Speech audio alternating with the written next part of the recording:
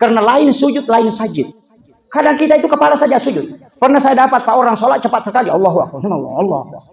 Saya tidak salahkan. Langsung saya tanya, Pak kenapa cepat sekali sholatnya? Dia bilang, Pak Ustaz, saya itu tidak bisa khusyuk.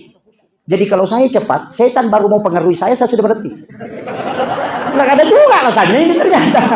Iya, ketua alasannya. Iya, jadi saya tidak salahkan, saya cuma tanya. Woi malah sila sih itu nah. Woi anak silakan. Woi selesai ini itu. Nah saya Pak, Ustaz, mau aku matengah kak madar dia nu tulis sila si peringat aku.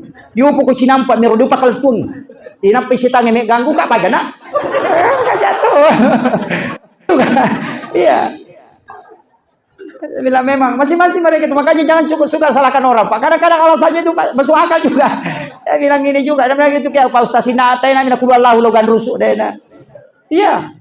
Baca Fatihah itu dia melada ulah buka mana Pak Ustaz. Yang penting maka ada si sambungi peringat aku aja na lese.